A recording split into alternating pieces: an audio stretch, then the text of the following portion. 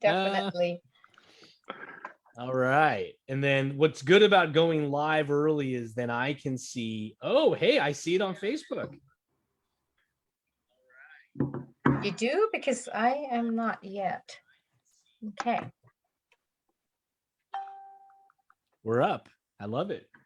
We are live.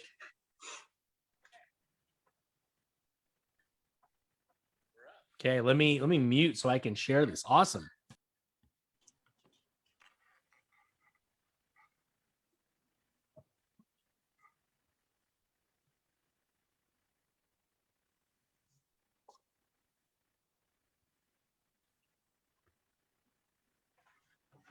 I just wanted to take the time to just thank everyone who is joining this evening. For those of you who are joining, just wanted to let everyone know the webinar that you are in tonight is titled Ending the Silence, How to Support the Asian American and Pacific Island Community, and we'll be beginning shortly.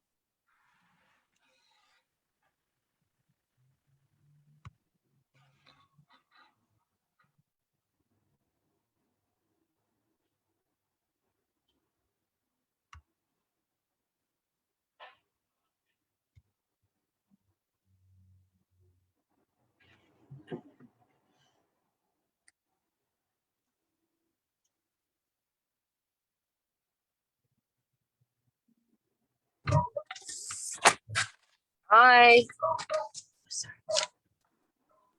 Treasurer Ma, great to have you with us.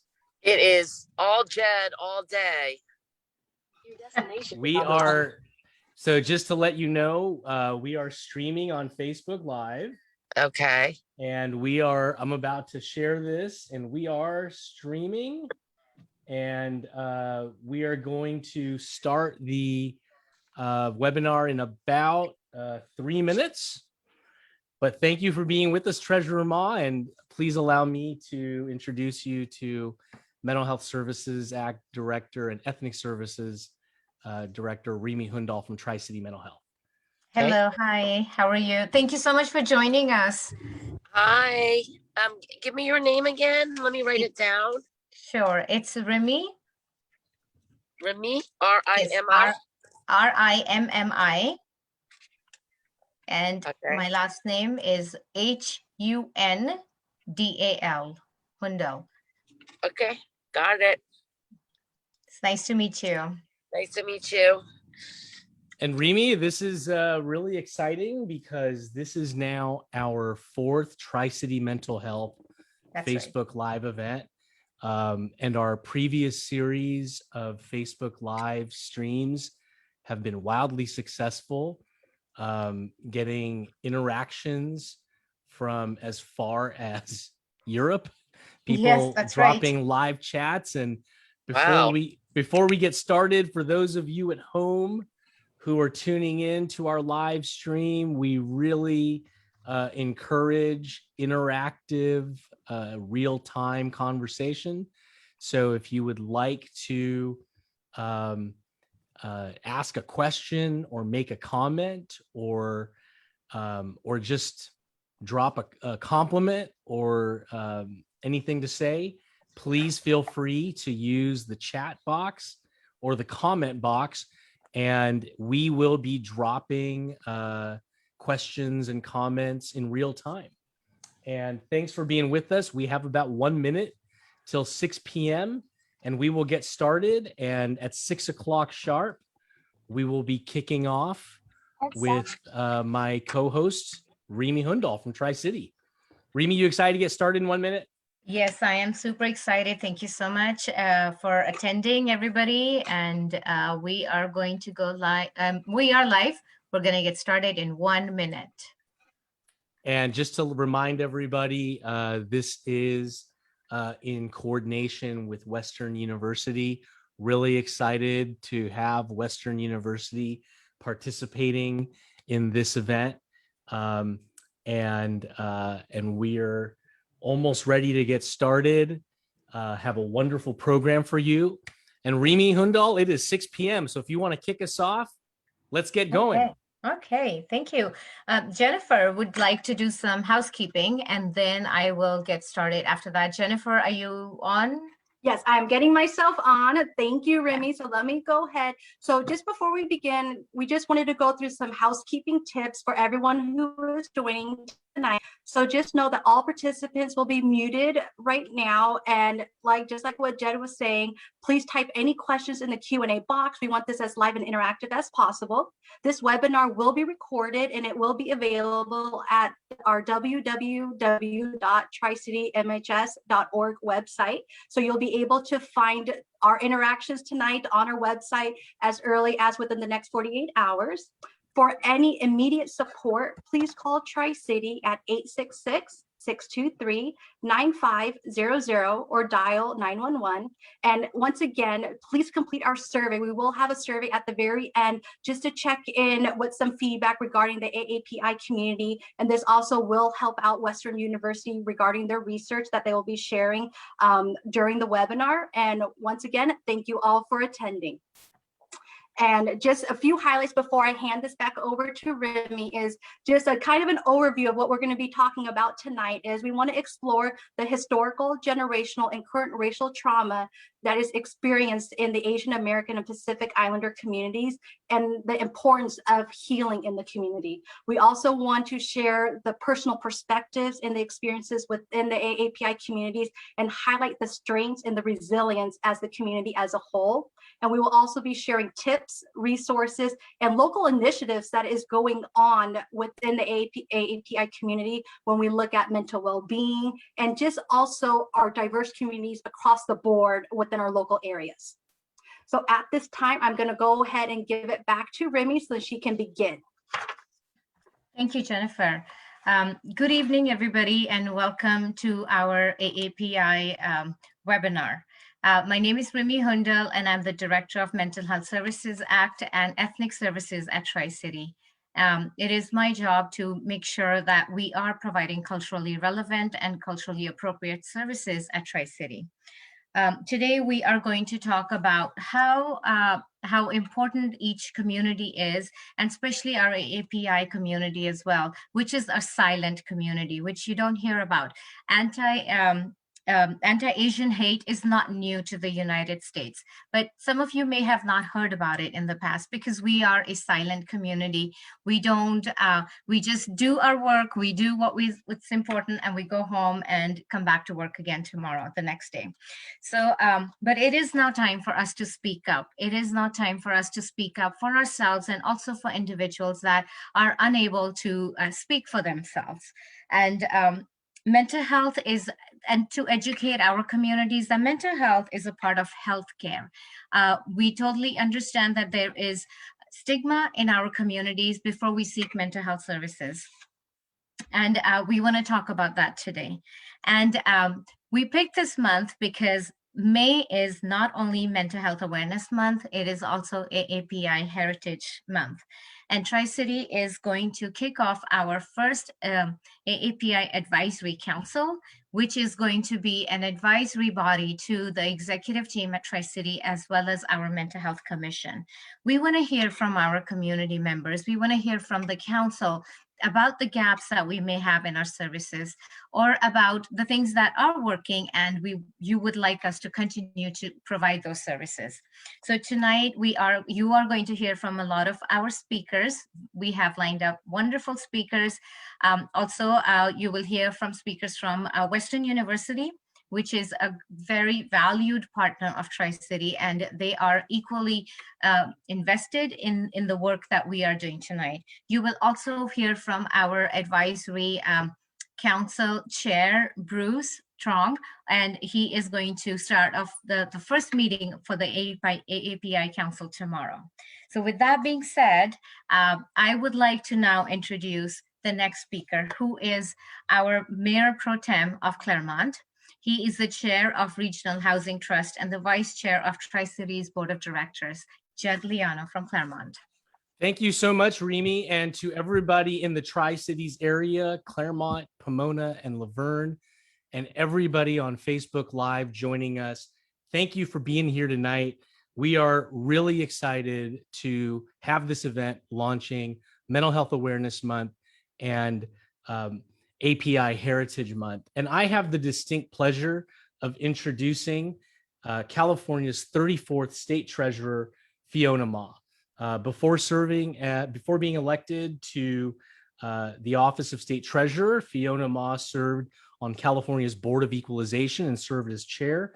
She served in the California State Assembly, the San Francisco Board of Supervisors, and was the first Asian American woman to serve as California Assembly Speaker Pro Tem. It is my distinct honor to introduce Treasurer Fiona Ma. Hey there, can you see me, Jed? Perfectly. Okay, great.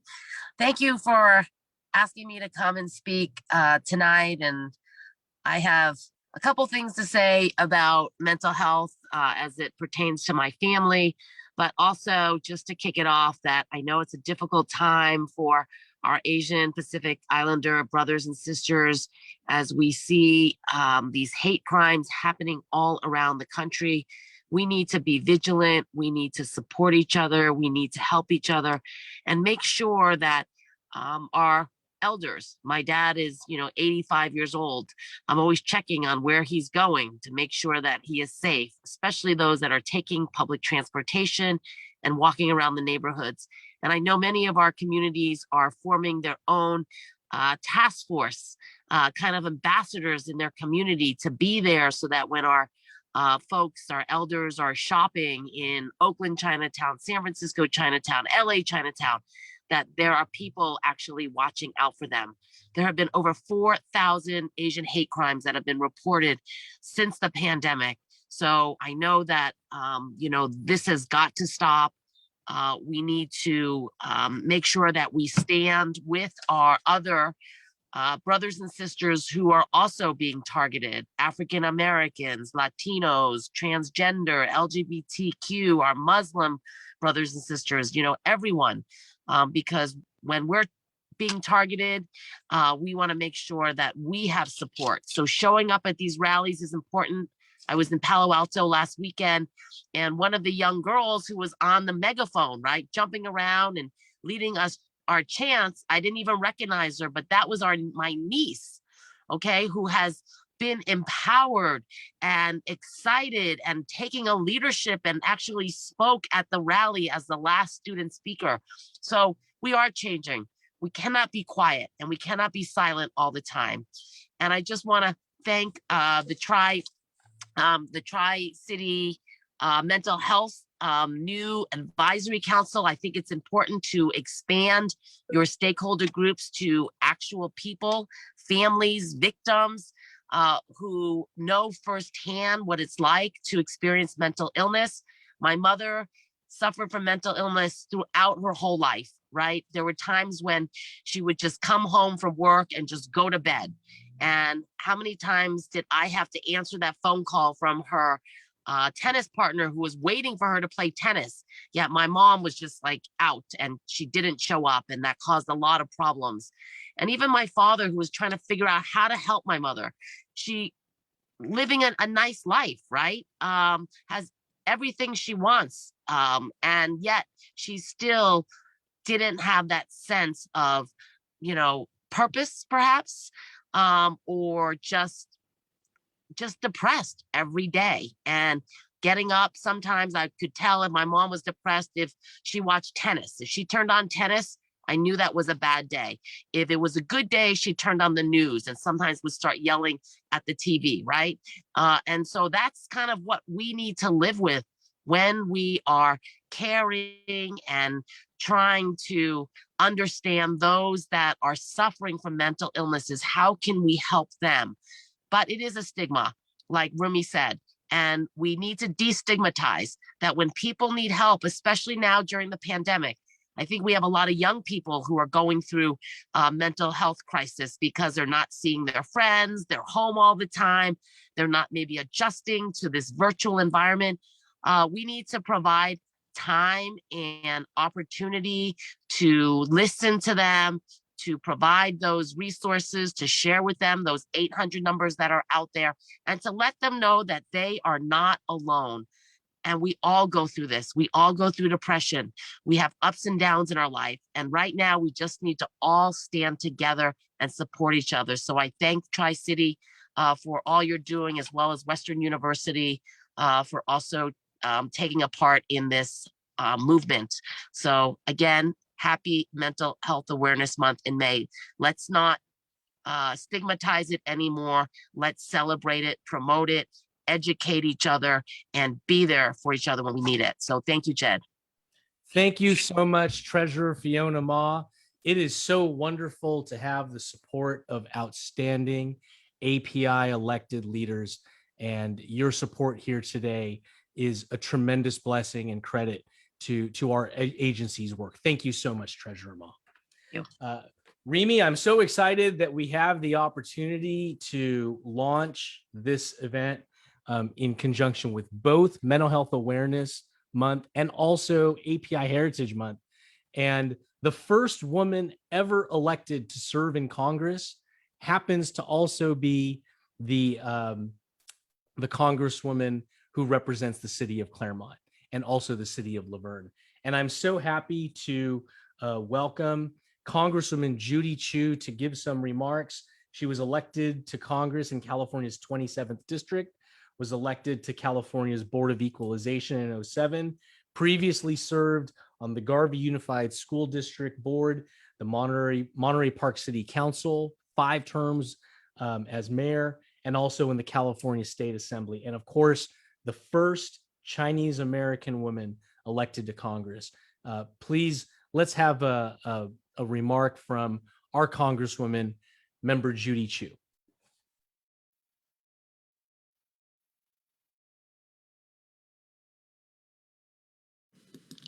Hello and happy Mental Health Awareness Month and Asian Pacific American Heritage Month. I'm Congressmember Judy Chu, and I'm so happy to join Tri-City Mental Health in today's webinar. I want to especially thank Tri-City Mental Health and Western University for bringing us all together to find ways of supporting our Asian American and Pacific Islander community. Discussions like today's will help educate and mobilize our community on ways we can help each other through the pandemic and through the rise in AAPI hate incidents. In March, our nation was shocked and horrified by the murder of 8 people in Georgia, including 6 Asian women. In response, I organized a congressional delegation to Atlanta to meet with the victims' families as well as local AAPI community leaders. But while these shootings were shocking, they were not a surprise to many of us in the Asian American community. Since the start of the coronavirus pandemic, there have been over 6,600 reported anti-Asian hate crimes and incidents, which increased with Donald Trump's usage of the terms China virus, Wuhan virus, and Kung flu, fanning the flames of xenophobia. And it has only gotten worse in recent months, with attacks becoming almost daily tragedies, leading many AAPIs to wonder, will I be next? That is why, as chair of the Congressional Asian Pacific American Caucus, or CAPAC, we've been taking actions for over a year with press conferences, statements, hearings, and legislation. And fortunately, we now have a strong partner in President Biden, who invited me and other AAPI members to join him in the White House to discuss additional actions that he's taking to address anti-Asian hate and to keep our communities safe. Having a meeting with the president in the Oval Office shows just how seriously he's taking this problem.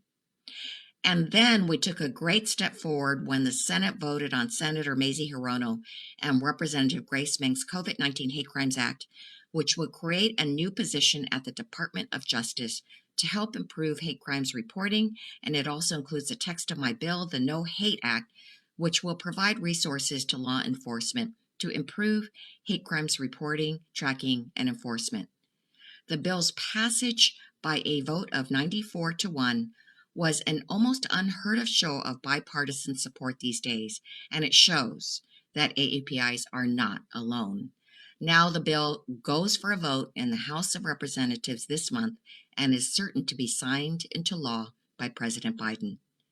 However, we all know the attacks in the AAPI community are taking a toll and have led to increased stigmatization and discrimination, which can be traumatizing and lead to more serious mental health illnesses. Yet AAPIs are less likely to seek mental health services, which is due to the many systemic barriers to accessing mental health care and quality treatment. But also, there is the stigma surrounding mental health within our community. And that is why this month I will be reintroducing my bill, the Stop Mental Health Stigma in Our Communities Act, which will create a grant program at the Substance Abuse and Mental Health Services Administration, specifically for outreach and access to mental health resources for the AAPI communities. We need to connect hate crime victims with culturally competent mental health services that can address mental health in a more holistic way. Tri-City Mental Health has an array of mental health services for our community, and we need to make sure our residents know how to access these services. For these reasons, I support Tri-City Mental Health's new AAPI, Mental Health and Wellness Board, and your effort to ensure culturally competent mental health services and outreach. So thank you again for hosting today's discussion and for all you are doing to address hate crimes and keeping our communities safe and healthy. Thank you for that, Congresswoman Judy Chu. And I just want to say to our community at large, it is overwhelming the level of support that we have received, showing solidarity with your AAPI brothers and sisters. And so thank you to everybody who has shown their solidarity with us. And thank you to State Treasurer Fiona Ma and also Congresswoman Judy Chu. And now I'd like to throw it to Jennifer Fang, the chair of Tri-City's Cultural Inclusion and Diversity Council. Thank you, Jed. And so before I begin, as we were talking about the historical and collective trauma, I just think it's really important to also, when we talk about AAPI, to really shed the light of how big our community is. And so within the AAPI community, we have about 50 different ethnic groups, and it encompasses about over 100 different languages. So it is a very large community. And I know when we talk about stigma and stereotypes, there is, that quote unquote, when we think about Asians, but the reality of it is the community is so big. And this is why we wanted to address AAPI communities as a whole, to bring that awareness so that the pockets of communities that are underrepresented, that they have a voice as well. And so when we look about and think about the AAPI community, it is about 24 million people in the United States. And when we think about mental health, only 15% of the population actually address their mental health and report mental health symptoms within a year. And as we look at the trauma and the historical trauma within AAPI, it's just really important to see and understand that the AAPI community has been around for several years. If we're looking historically, it's about over 160 years within the United States. And as we examine the history of race relations in America, it can be seen that the US has such a long and ongoing history when we think about anti-AAPI racism, that the number of Asian American and Pacific Islander Americans who actually experience discrimination may possibly exceed the numbers of people who are actually reporting, which is quite alarming. And as you look, a lot of these moments in history that I have on here really highlights things that we may have forgotten or even talked about or shared about within our school settings, within our textbooks, within our open dialogue and discussion with our community. If we look at the Chinese Exclusion Act in 1882, it was signed into law by President Chester A. Arthur. And what it does, it exclude a community, primarily Chinese and Japanese communities at the time. And also we look at the forced relocation of over 120,000 Japanese Americans in internment camps during World War II. Anti-AAPI hate is a part of this nation's historical fabric. In light of the history, it is just really important for us to remember the sentiments as we see that everything is increasing, that this is not a new phenomenon, that it has been gravely underreported when it comes to the AAPI community. And this is why we really wanted to highlight it, because a lot of people really focus on the pandemic and the rhetorics that have been said. But when we look at the community as a whole, historically, there has been a lot of race and trauma that the community has experienced, just not has been able to express.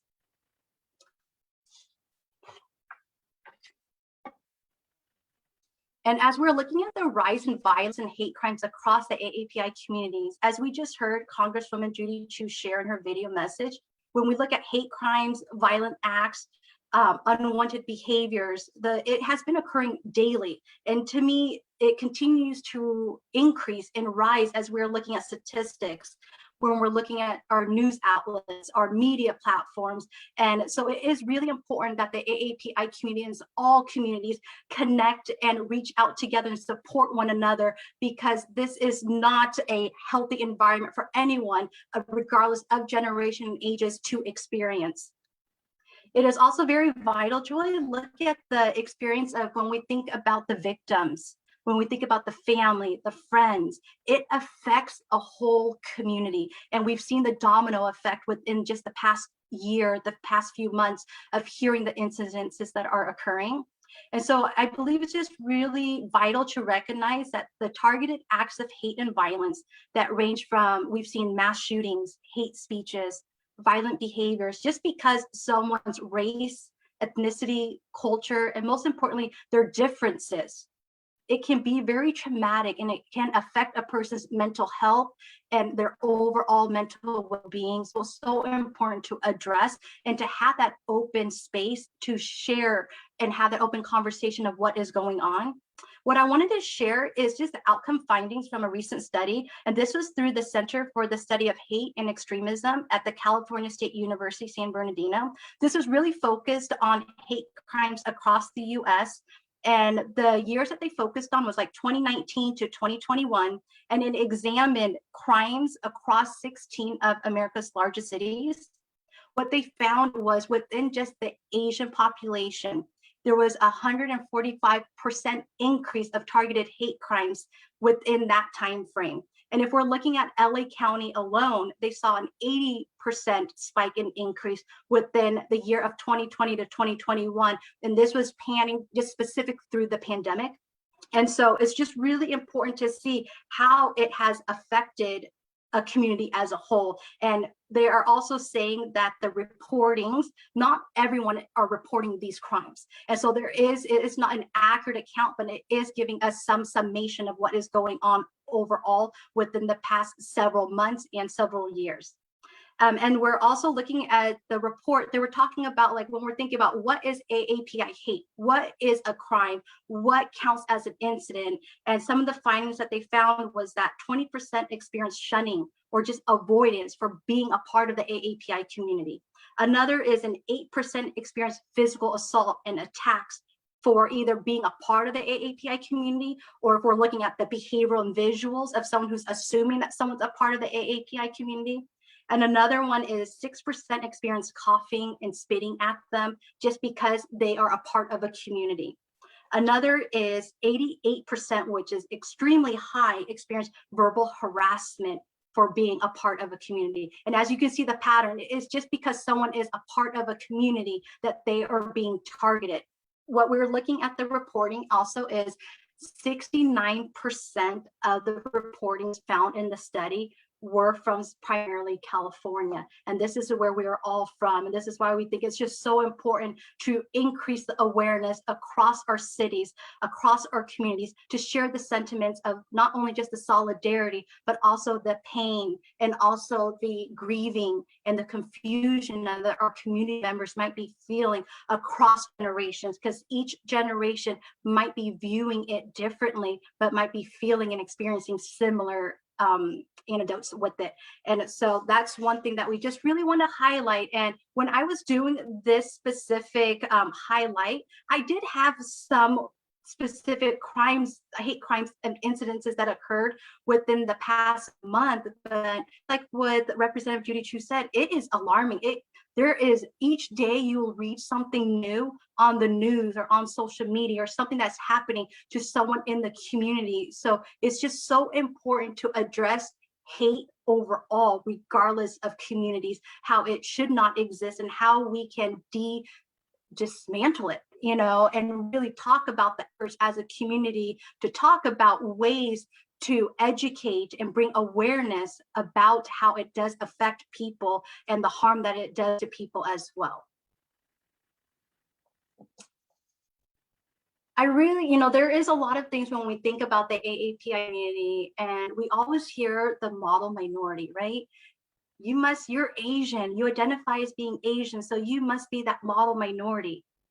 There is a very negative connotation that stems from being a model minority. And it's so important for those to understand where this term comes from, where it comes from, and how it can harm someone who may not identify or meet the goals of model minority.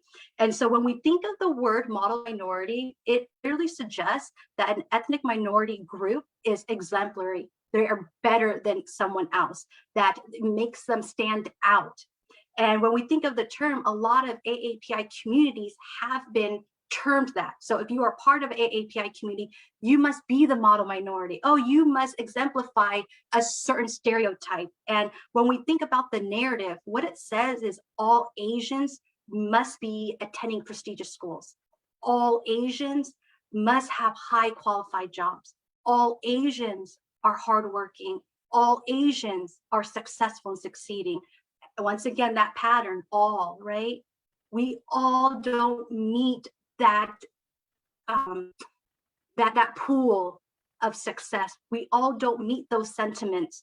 And so what that myth creates is a stereotype that not only pits us against other minorities, but also within each other as well, when we feel that we don't meet what this myth has labeled us to be. Although it appears that the AAPI community has a lower prevalence of reaching out for mental health support, which some may see it as a positive, right? If you're in the AAPI community, you must not have mental health issues. You must not be experiencing any symptoms. But what that sentiment is really saying is that we are quote unquote well, that we have a greater emotional control of where we are at, and that we are succeeding in life, and that we don't have those experiences. And what that does is it creates a barrier and a gap for those who actually need the support, who actually need to reach out for the services and not know where they need to go, because they might face or fear judgment, discrimination, that will look at them differently because they quote unquote don't meet the model minority myth. And so this is why it's so important to challenge that myth and share the sentiment that not all fit in that mold, and nor do we all need to meet that mold, and that we are all going through our own life journey. We are all experiencing our own traumas, our own pain, and that it's so important to share that narrative within each other, because our stories matter. And everyone's story matters as well, regardless of where you are in your life. And another one is when we think of model minority, we think of Asians that we made it. People of Asian descent have made it. They are successful. But what it masks is that there are communities who face the socioeconomic disparities within the AAPI community. It in a sense kind of blocks the idea that there are no high levels of poverty within the AAPI community. And so the myth implies that those of Asian descent do not face any racism. They're not struggling, they're doing okay. And when we think of the myth, what it does is it obscures anti-Asian American racism. It makes Asians invisible to society. We're kind of the silent majority. We're the ones who are in behind. We take the back seat. And it implies those who identify in the AAPI communities, they don't need any anti-racist programs. They don't need any resources. They don't need the support from local agencies or government support. And so it's so important for us to speak up, because there are many who would benefit from these resources, from the education, and from the knowledge and community collection and cohesion from everyone as well.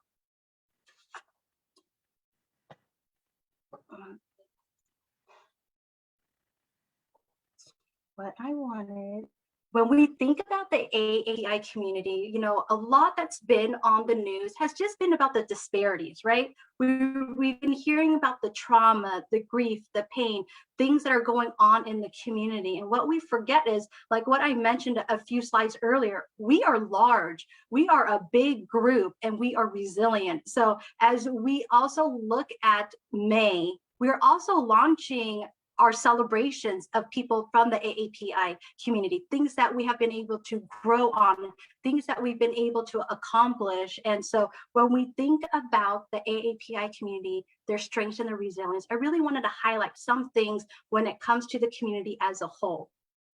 We really look at family bonding and community connection. That is probably one of our biggest, when we think of togetherness and when we think of feeling like a collective whole, community and family is one of our main things that brings us and bridges us together. As you can tell, when the community was crying, the community connected. And so we really want to look at those strengths. When we look at just as the past traumas, within just the past few months and the past few years, we've been able to see that individuals have now started to connect with their own identity. They're doing their research. They're looking like, who am I? Where am I from? You know, we have different generations. We have different first generations. We have second generations, third generations, depending on when you started to be in the United States. But now we have the community researching, like, who am I? Where did I start from? Where does my history look like? You know, speaking for myself, I am a first generation from refugee parents from Cambodia. And just as we are just looking and doing this research, I start thinking about my history, my identity, like, where am I? What is my place in this community? And how can I support this community? And what I've also noticed is communities have now they're bridging together. As we continue to talk about trauma, we talk about, you know, racism, we're seeing communities talk to one another to fight against it.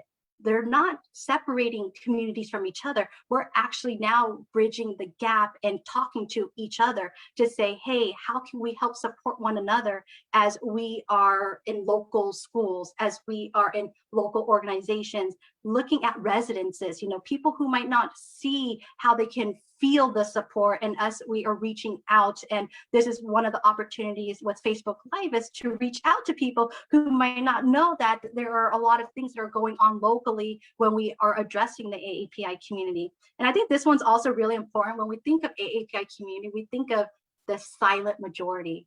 We are the silent group. We don't speak up, yet here we are collective as a whole, speaking up as a community. And what I found is that when we think of the trauma, our strength in number now is we're no longer silent. We all have a voice of different generations. Everyone is speaking up. They're talking about their strengths. They're talking about their challenges.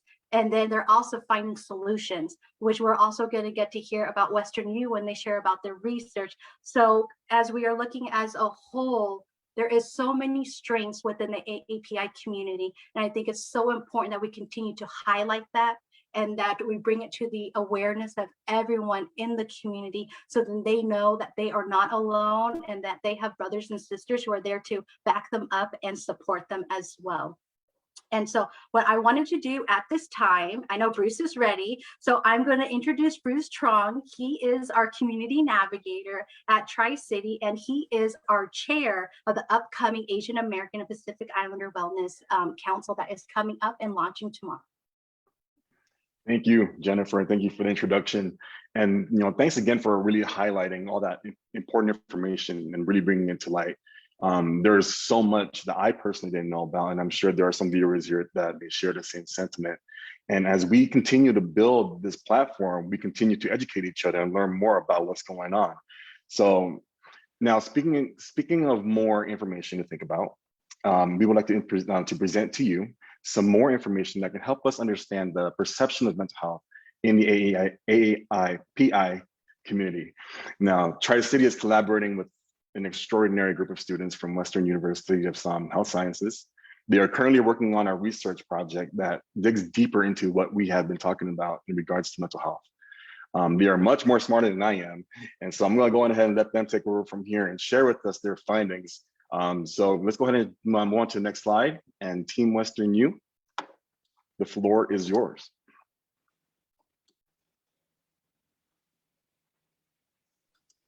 Thanks for the intro, Bruce. So our project is entitled Understanding the Gaps in AAPI, Mental Health Perception and Access.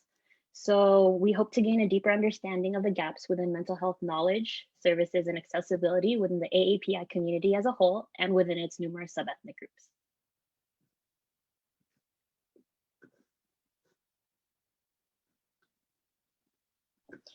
And some of the barriers that we expect to see with regard to mental health support or mental health access would be just the general perspective regarding mental health, such as the stigma or stereotypes that Jennifer had brought up earlier. This may stem from, the general interchangeable use of mental health versus mental illness, which is why we may be seeing these stereotypes, as well as a lack of cultural competency between provider and patients, as well as a lack of financial support that stems from insurance coverage and whatnot that would prevent patients from receiving the care that they need.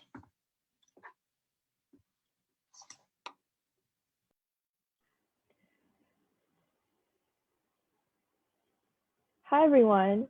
So we scoured through the current literature and past research has highlighted many things that we've noted and that we're going to be using as a basis for our research.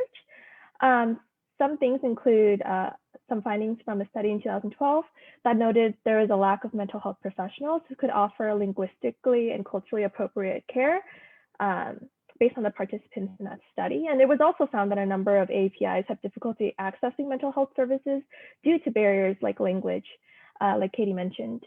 We also found literature on the intergenerational differences that might be at play. There was a 2007 study that found no difference between US born and immigrant Asian Americans and Pacific Islanders for use of mental health services. And we wanted to kind of explore why that might be, why the reasons might be behind that finding.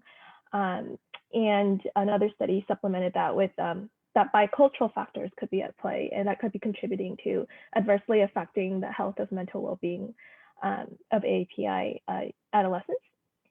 Lastly, a 2012 study found that contrary to the model minority stereotype and despite cultural protective factors, AAPI have similar service needs, treatment experiences, and outcomes as other racial ethnic groups. Although, as Jennifer mentioned earlier, there might be a disparity in the reporting of mental health issues due to factors and barriers like stigma. So we hope to use the basis of these findings to apply to our community in Pomona and the surrounding neighborhoods. And we plan to further disaggregate and explore how AAPI local community members really perceive and are affected by mental health services, and their accessibility to treatment. And we hope our potential findings will contribute to future programs and resources that are relevant to those in our community.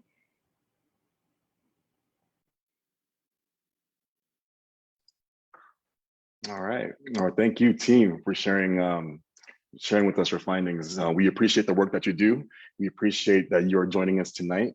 Now, before you go anywhere, I'm not letting you guys off the hook quite yet. We're going to hold on to you for another few minutes. We're going to dive right into our panel discussion. So we can go ahead and move on to the next slide. Thank you. We're going to dive into our panel discussion. I get the honor of introducing tonight's speakers. Now, alongside from the speakers just heard from earlier, Tiffany, Katie, and Tui Hong, we are joined by fellow Western U student Alan Lam. And I'm also excited to introduce Dr. Gia Mao, one of our psychiatrists here at Tri-City. And of course, I'll be jumping into the fun as well. So thank you all for being here. So let me start off with this question here. And this is the question that I wanted to bring up that relates to how our families perceive mental health and the stigma that comes with it. So as you can see tonight, we have a variety of representation in our AAPI community participating. And like other communities, all of our families, we don't necessarily share the same views But however, tonight, maybe we can see that we do have a lot more in common than we realize. So let me share a little bit of how mental health is perceived in my family, and I'll pass the question on to any of you. So I'm from a Vietnamese family. You know, as a child, I was practically raised by TV. Now, as funny as that sounds, my parents were constantly working and I was at home, you know, not doing my homework and just watching TV all day. So when it comes to mental health, I was only taught by what the media was allowed to show, which wasn't much back then in the 90s. But however, I remember being observant enough to notice that there were moments at home where the energy would drastically change. Now, especially with my mom. I would notice that she would have a completely different behavior depending on the situation. There were instances where I noticed she would, you know, be extremely and uncharacteristically be upset, or instances where she was more, you know, melancholy than usual. You know, I would ask my dad, you know, like, Dad, what's going on? And he would always say to me, your mom is just tired. And if that wasn't enough for me, which it never was, I would go straight to my mom and I would ask her, you know, what's going on? And she would say the same thing, I'm just tired. So, you know, growing up, every time my mother had one of those moments, it was because she was extremely tired. So long story short, it wasn't until when I reached college was then I realized, you know what, she is struggling with something. And this is something that she's tried her best to hide from me, even to this day. She has never mentioned her mental illness. I just saw her yesterday for Mother's Day, and even then, she still hasn't said anything. So obviously this is a touchy subject. Although it was never really spoken about in our family, I know that our family doesn't like to show weakness. My parents are refugees from the war in Vietnam, and we've always lived like survivors. So there's nothing that should stop us from getting a good job and making money to live comfortably. And that is why we were taught to never really rattle the cage when it comes to speaking out on social injustices or mentioning mental health. If it's a danger to our livelihood, then we'll just deal with it on our own way and keep marching forward. So that's what was going on with my family. So I want to throw that same question out to you guys in an area in our panel tonight. And if anyone could chime in, how does your family perceive mental health? And as an individual, how do you perceive mental health and the stigma that comes along with it?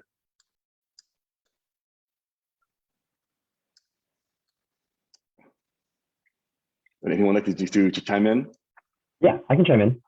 All right. I think Thank you, Alan. so. Yeah. So I'm also Vietnamese American. Hi, I'm Alan, the other Western University student. I also came from a immigrant background, or my parents were refugees from the war as well. But same kind of gist of these things were hidden from us as kids. Every time my mom was sad or anything like that. I was actually raised in a single mother household, which is even tougher because now she has to play two roles, right? Mother and father. So I don't know, some sort of guilt kind of made her hold a lot of things in all the time. And that was really hard for us, my older brother and I, to kind of relate and kind of see what she was going through internally. But as I got older, I noticed that I think that a lot of Asian cultures are very communal. So any sense of quote unquote weakness that you give, any sense of vulnerability that you give to someone else, people see that as very selfish. And I think that, because I'm sad today, I'm taking away from the family's goal of whatever it is, right? And for Bruce and I think that our parents coming from just Vietnam and almost having nothing, it was to survive. So any threat to that was a sense of, hey, you're being selfish. And unfortunately, that was said to my cousins, me, my brother, to my mother. Everybody got a piece of the pie with, unfortunately getting kind of criticized for feeling sad, for feeling not, them that day or anything like that. So I think that's how it was perceived, but I do see that it is changing. And I think it takes just a lot of people like us to kind of put that into the forefront and say, hey, this is an issue, but we should talk about it. And I kind of see it slowly that my mother's coming to the sense of acceptance that, hey, it's okay to be sad. Hey, I'm actually stronger by showing my weakness. And, personally for me, that makes me happy because now there's a lot of communication between, mom and son. And obviously that's going to spread over to other parts of my extended family as well. So that's kind of my story. Thanks, Alan. I appreciate you sharing. I think it's really important that when you mentioned that your mom is starting to slowly to express yourself, say it's okay to feel this way. That's a great shift in the generational differences. So I appreciate you explaining that to us. Let's throw that same type of question to Tiffany. Tiffany, did you have any similarities with your family that Alan and I experienced as far as mental health goes, or did you have something different? Mine was pretty similar. So I'm Filipino American, and for me, mental health wasn't something we talked about at home. If you're sad, stop being sad. If you're anxious, just get over it. And for my parents, their journey as immigrants from the Philippines heavily influenced their perspective on that. They had a bajillion other problems like food, shelter, money that took precedence over emotions. And I wasn't really encouraged to feel my emotions growing up. It was mainly just tucking it away and moving on with life. But as I got older, I realized how heavy it was to carry my emotions as they went unnoticed. It affected my productivity, health, and relationships with family and friends. And when I finally decided to prioritize my mental health and go to therapy, I was met with hesitation from my parents. They were telling me, why can't you just get over it? You're just sad, you're just anxious, just talk to me. But I stood my ground. I paid for therapy myself, and my parents watched me invest in my own mental health. So I would casually bring up these topics during dinner to normalize the conversation without trying to fight them. But it worked out because when my brother, who's 9 years younger than me, started talking about his own anxiety and at one point thoughts of suicide, my parents responded more compassionately and they took it seriously. Thank you, Tiffany. Yeah, see, so we don't want to get to that point where one of our family members start talking about suicidal thoughts to really start talking about mental health, right? So I want to ask Dr. Mao, Dr. Mao, in your experience and being in the person in your field, how does your family feel about about mental health in general, especially with you being a professional in the field? Do they have a better understanding of what mental health is all about, or did you have to work on that as well? Thank you, Bruce. This is such a wonderful topic. I think we covered a lot of ground in a lot of areas, and I really appreciate the students and yourself and everyone else sharing the in-depth stories about their own lives and also their own mental wellness and how much impact it has been on their own personal journeys. For myself, I'm an outpatient psychiatrist, adult side for Tri-City Mental Health. I've been working for about 5 years, a little over 5 years. And mental health wise, my family, I'm Chinese. Both my parents are from mainland China. They went through the Cultural Revolution, and that was the sole goal, is to get out of China. I remember my mom consistently saying and crying in tears that her father, my grandfather, was on his deathbed and he had stomach ulcers and stomach cancers from the high stress from the government. And she basically said, yes, I will bring my child to America if I ever actually had a child. And this was in 1964. And he passed away. So the motivation, that drive in terms of our older, the generations that came before us, like most of the people that have been talking, their parents have come from another country. And this country, regardless of how much stigma and hate, everybody in their generations above came here for a reason, and they came here to work hard, came here to pave a path for their children and their relatives, their friends, and they needed a lot of determination. And so part of that determination, I think that the whole the topic of today about the silent majority, I know there's silence, but that silence is incredibly loud because we're not necessarily silent towards others. We are vocal. We are such, I know I'm vocal. We are such a vocal community within ourselves. If I think about my own community and my own friends growing up, we would go to different areas, have tea, play cards, whatever it is, but we talk, and we talk a lot. But do we talk specifically that actually creates purpose and change? So there is a grassroots movement. There is a revolution that's happening. But in terms of being silent, we are speaking out. We are talking more and more about mental health, but in a different way. And I know that for my parents, I know everybody goes through emotional ups and downs. For my family, myself struggling, as we talk about the model minority, the myths related to, Asians, regardless of what kind of Asian you were, as long as you have some sort of Asian looking face, you fit into this sole category. Oh, you're going to be successful, you're going to make a lot of money, you're hardworking, all of these categories. And it really pegs you down and creates a high level of anxiety, high level of expectations that are not necessarily in other type of communities, because we drive ourselves to that state. We do. Aside from other people outside of our own communities, we do. Within our families, we create the turmoil. So we have to be the ones starting the dialogue. And I so appreciate Tiffany sharing her own remarks about how she was able to create change within her own family and was able to create that change of acceptance, of empowerment, acknowledgement that, hey, humans have emotions, everyone has emotions, and it's okay to feel.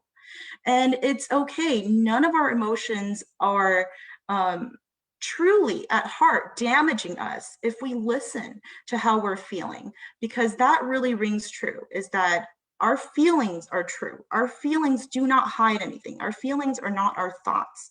So I really, really appreciate that this talk that we're having, this discussion, and I really hope that in the future we can create a series where we're able to also have the attendees participate and talk about their own and share about their own lives, share about how they view what's happening with the community, break down some of the stigma that we've been facing, and really, really feel empowered and not just talking within their families, within their friends, but really seeking out professional help, which is really, really crucial, because having the right guidance is and having the right resources and referrals are definitely different from just having hearsay and own anecdotal evidence of, oh, I was able to get better after this type of treatment, and then you should try it, but doing really positive wellness, healing, talking about your own self, and acknowledging that every single part of you within inside you is important, and it is really, really going to lead to the resiliency that Jennifer was talking about before, and so that we can heal, we can talk about prevention, we can talk about early intervention, and really break down all of the stigma. So I hope that we can have other sessions like this as a series, so we can have other people provide us their interpretation of what cultural models are, interpretation of racism, whether within our own community or outside, across racial lines. So I really, really appreciate that this has been happening. And I'm really, really excited to be involved in this. So thank you. No, thank you, Dr. Mallon. You brought up a really great point where, there's a lot of us who are watching, who may be in the similar position that Tiffany was in and that Ellen was in, that we want to speak up to our families about this, maybe in a casual way, but it's so difficult, right? To discuss our feelings in general, let alone anything that has to do with mental health. So you're right, it is important for us to really, really start within our own home, and then we can start expanding out to our communities and letting everyone know, this is normal, this is okay for us to feel this way. You're not alone. and this is something that we all can help each other out with. So thank you very much for that.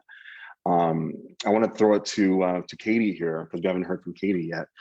Katie, do you have any input as far as how to talk to your family about mental health, if that's something you've done before, and how was your experience dealing with that?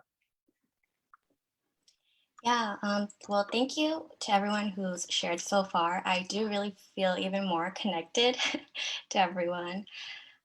So I guess mental health is a complex topic for my family, even to just talk about, in the sense that it's acknowledged and recognized, but the stigma is still there. Some things are left untouched, not spoken about, kind of like, the elephant in the room. In the past couple of years, my sister struggled with her mental health a lot. I felt really fortunate, though, that my parents, especially my mom, she was really open, surprisingly so, in connecting with my sister and finding help and support for my sister. In terms of how we have that conversation with her, it will vary, depending on what your family dynamic is and what your relationship is. But my mom's definitely the type to just have serious one-on-one talks with us. I think that's best because it's more personable, and you're able to say things in a safe environment with each other. I know that sometimes my mom and my sister still struggle to communicate with each other, and I'm kind of like the middleman. That definitely has to do with, the different languages that we speak as well. So with our family, my parents are refugee immigrants as well from Vietnam, and we primarily speak Vietnamese at home. But my sister and I converse more in English. And, for those of us who speak another language besides English, we know that there aren't always like direct translations for certain terms or phrases or how we want to express ourselves. So I often find myself as the translator for my sister, or to be able to communicate on her behalf to my mom, just to express certain things that she's unable to say herself. Right. Yeah. And you brought up a really great point, as far as being a translator, right? I myself, and many of you who are watching this on our webinar tonight, there's a lot of things that's really hard to translate when it comes to mental health, right? And it's really important for us, especially with Tri-City, we're trying to, really take on that challenge and see what can we do to make communication better, to make mental health a bit more approachable, right? And language is such a huge barrier for us, and it's a really great point that even at home we're struggling with that, let alone out in the public. So thank you for that, Katie. I wanted to ask Thuy Hong here. As you can see from everyone else here, we all kind of come from similar backgrounds with mental health and so on and so forth. I wanted to ask you, Thuy Hong, if you shared similar experiences with us, then did that kind of influence you to become a student with Western University? Hi, Bruce. Yeah, I just wanted to express my appreciation for everyone who shared so far. Thank you so much for sharing with us. And yeah, that's a great question. I think it definitely has influenced why I'm doing the things that I'm doing now in terms of doing this research project, and am in healthcare myself, or striving to be a healthcare professional one day. I guess something I remember that was really profound for me was at the beginning of last year, when I was on the search for a psychiatrist in the area near my parents, in the city that my parents live in, for my mom.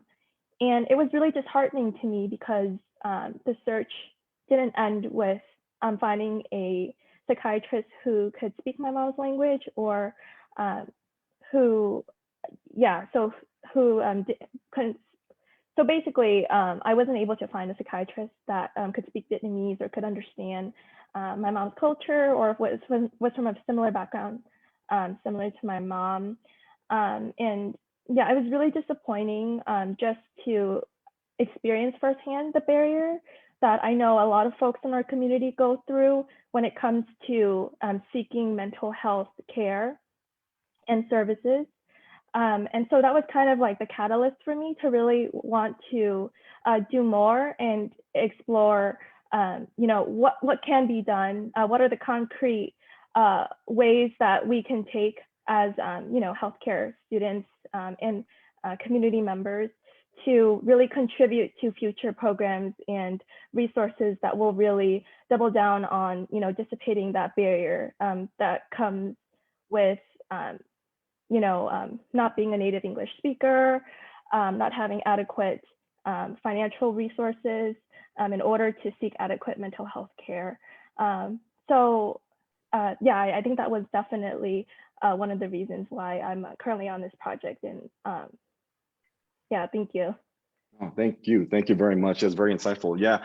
And I wanted to kind of, you know, extend that question to our other students as well, because guess what? You four are going to be the future of our community, right? You're going to be doing what Dr. Mao is doing, and you're going to be serving our community in ways that's going to be so helpful for us. So I want to throw out that same question to as well as to Tiffany, to Alan, and to Katie. With your experiences, you know, within your family or within your personal life in the past, did this lead to your journey today?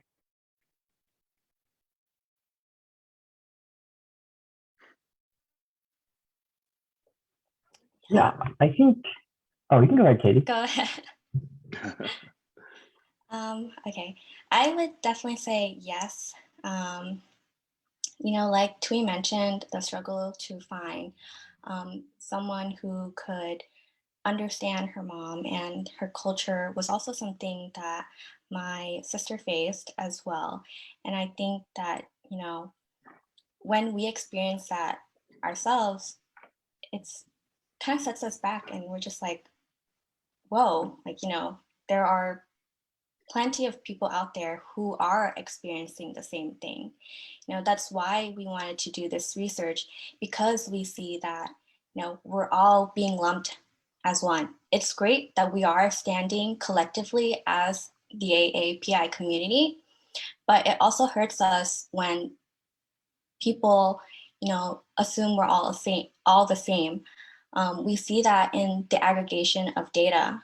And when that happens, we're not able to have personalized approaches for those who need it. And that hurts us a lot more.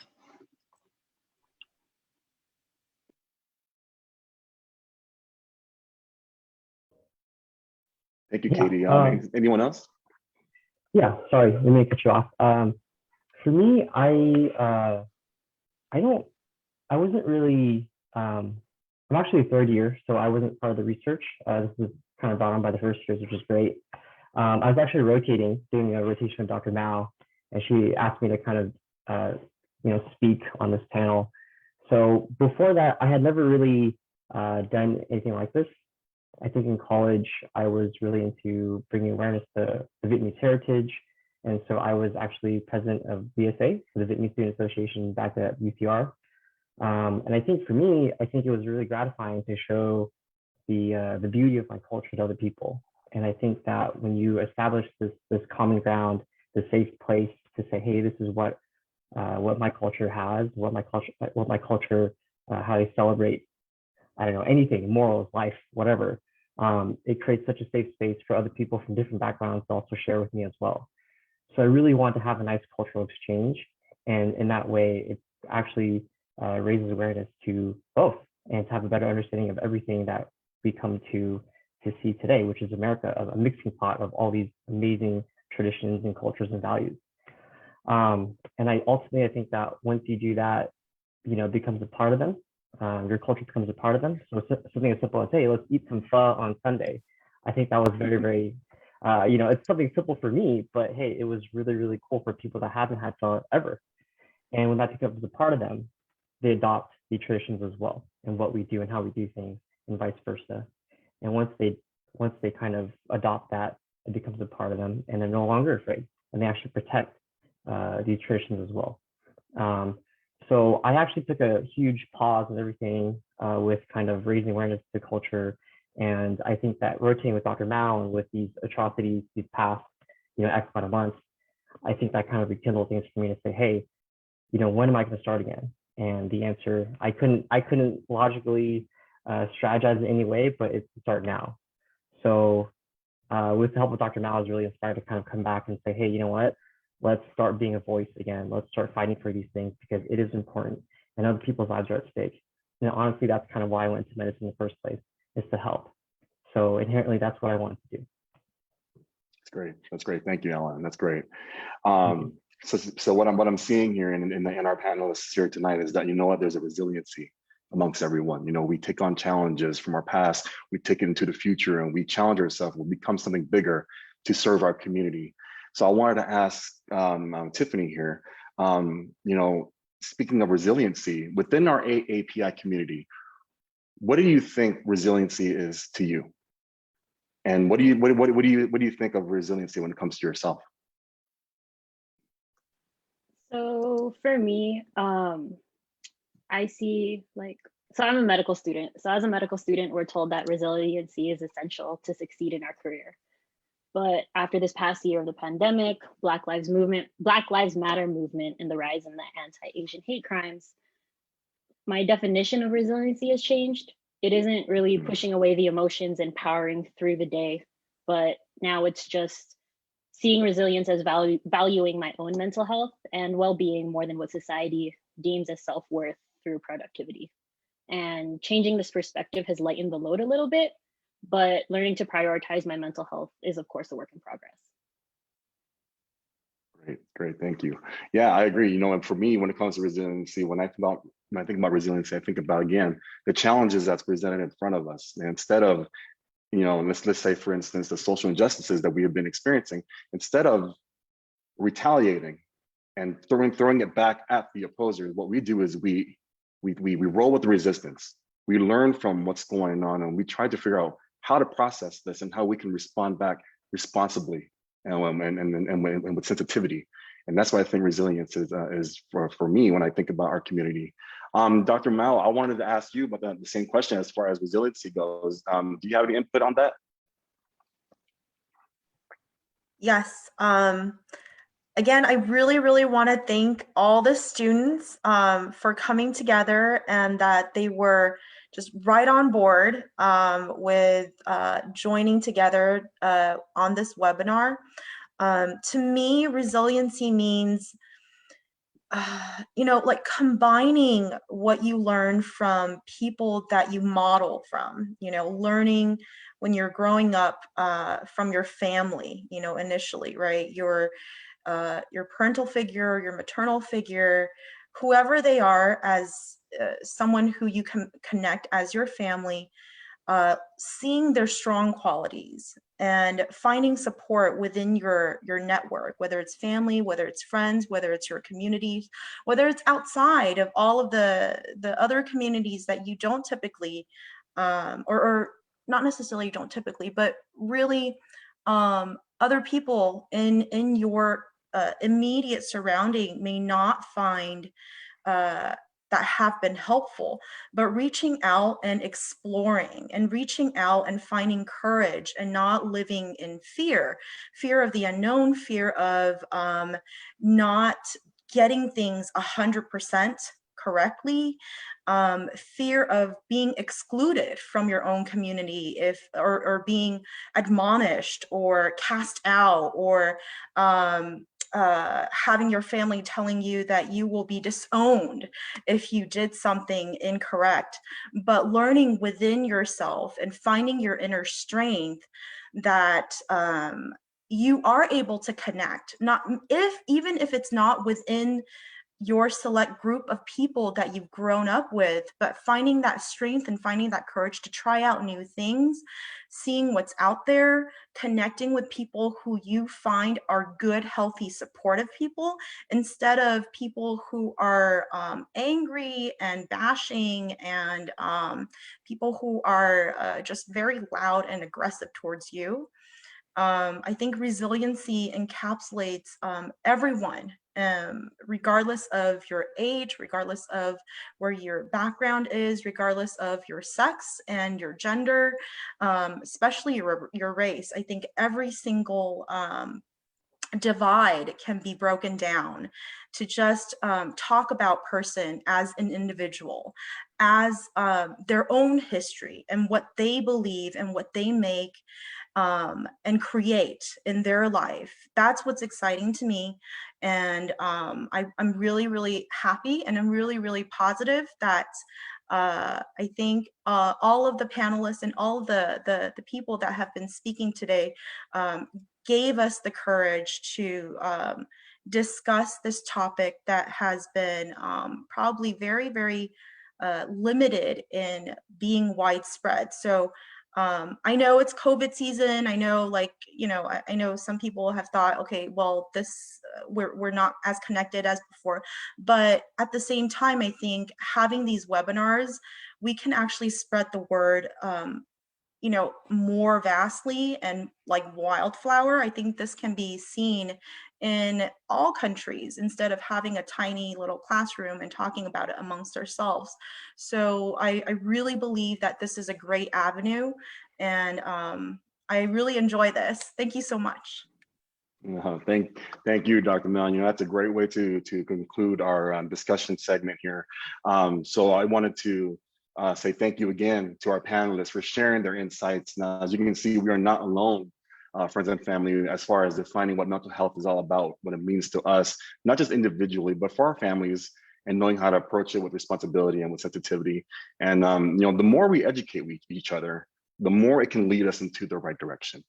And so, as we go on to our next slide here, speaking of heading into the right direction, if you can take a look at this slide right here, we are talking about some tips and strategies to support our well-being. Now, we'll go through them fairly quickly.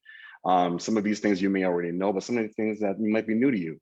So as you can take a look here, we got to take a look and practice self-care. Self-care is absolutely important. And you'll notice that it's a lot of small things that you can do to make some changes in your life. We could talk about eating enough food for yourself, eating the healthy kinds of food, getting enough sleep, which I know can be hard to do in our busy lives, but sleep is absolutely important. Expressing your creativity, and getting in touch with your spirituality can really nourish not just your body, but your mind as well. Monitoring your media intake, allowing certain amounts and types of information to spend time on. We as information consumers, we can burn ourselves out with constant exposures to traumatic stories that causes more stress on you. So we want to make sure we cut back on what is it that we're reading and how it makes us feel. And by doing that, we're setting boundaries, right? So when we set boundaries on our media, we can also set boundaries for ourselves as far as what type of conversations you want to be a part of, right? You don't have to talk about things that you're not educated on or comfortable with. So it's okay to know your limits on as far as where you want to be in conversations and discussing topics. And we are human beings, okay? We have feelings and emotions, and there's really no way around it. And it's okay. And it's what we do with our emotions is what defines us. And we need to be able to be okay with feeling a certain way about a certain topic. So express yourself, and be around like-minded others like you are with us tonight. Find a community that creates a safe and brave space to be yourself. And of course, we don't have to cater to old school way of thinking, right? We're trying to move forward and be better. So if we go on and by checking on with our elders and our families and our communities, we can really start introducing a positive well-being in small ways. So those are some tips we can take a look at as far as supporting our mental well-being. Let's go on to the next slide here. And we're going to go ahead and talk about some mental health resources for Black, Indigenous, and people of color, and the LGBTQ plus communities. Now, we have compiled a list of culturally relevant mental health resources for Black, Indigenous, and people of color, as I mentioned earlier, and the LGBTQ plus, I'm gonna get it right, communities. This is not a comprehensive list, but rather it's an access point for those looking for more information about mental health, self-care, emotional wellness, advocacy, and community well-being. So this will be made available to you if you would like to reference this in the future. Let's go ahead and please go on to the next slide. Now, the Wellness Advisory Councils. Okay, now a little bit of background on how this came about. Tri-City came up with these councils and was created to form a joint alliance with community partners to advocate for the mental health needs of targeted communities in Claremont, Laverne, and Pomona. These councils are intended to create a safe space, just like I mentioned earlier, for all community members to come and share their stories, share their experiences and perspectives and expertise, just like we're doing tonight, and engage in open dialogue, learning from each other and taking action around equity, inclusion, community well-being. Memberships to our groups is there. We don't want to keep it closed to the community, right? We want to keep it open. So membership is open to consumers, families, advocates, community members, and representatives of local organizations and service providers. All meetings are open, like I mentioned earlier, to the public. And currently, because of COVID-19, our meetings are available through video teleconferencing. So as you can see here on the slide, the councils that we have today running, we have the African American and Family Wellness Advocacy Council. We have Adelante for the Latinx and Hispanic Wellness Advisory Council. We have the LGBTQ plus council called Rainbow. And of course, we mentioned earlier, the AAPI Wellness Advisory Council hosted by yours truly. We are launching tomorrow afternoon at 2:00. And we hope that you will join us. And if you have any questions or if you have any concerns, you can go ahead and contact us at that email address right down on below, CIDC@tricitymhs.org. Again, tomorrow's first meeting will be at 2 p.m. So we hope that you can join us and continue our discussion as we are doing today. So and I believe we can go on to the next slide. And now we have reached the end of our presentation. And I just want to do a real quick, let's take a quick look at our Q&A box to see if we have any questions we can answer. Jennifer? Is there any questions? Yes, there is just at least one comment. Just wanted to say thank you so much for putting yourselves in a vulnerable position and being transparent through personal testimonies. I never thought of your community feeling invisible and the pressure of being put on a pedestal to be highly accomplished from the community. This webinar has really opened my eyes. Thank you. And that was from a attendee. And no other questions at this time. Thank you. Thank you very much. All right. Well, in closing, I just wanted to go ahead and I wanted to thank our special guests for today's webinar. I want to thank again Remy Hundal, Jem Leano, and Fiona Ma. I want to do a special thank you to Congresswoman Judy Chu for sending us that special video, and we hope that you can join us in the near future. I want to thank you, a big thank you to the Western U representatives for showing us the great work that you do and being part of our panel. Thank you, Dr. Mal, for taking time out of your schedule and providing us with such great insight. And we appreciate everything that you do. I want to thank Jennifer for steering this presentation smoothly like she always does. I just want to do a special thank you to our unsung hero in the background, Chris and Hannah, who have been a part of this and putting this together for us. So thank you for doing this for us as well. And of course, I wanted to do a big thank you to you guys, our attendees, for joining us tonight. We are stronger if we are in this together. And we learn from each other, therefore we will grow together. And I hope that you enjoyed this presentation. Again, if you can please help us with filling out the survey at the end, that would be greatly appreciated. And I'll leave you with one final thing, at least for me. Be strong, be united, and of course, be yourselves. Thank you.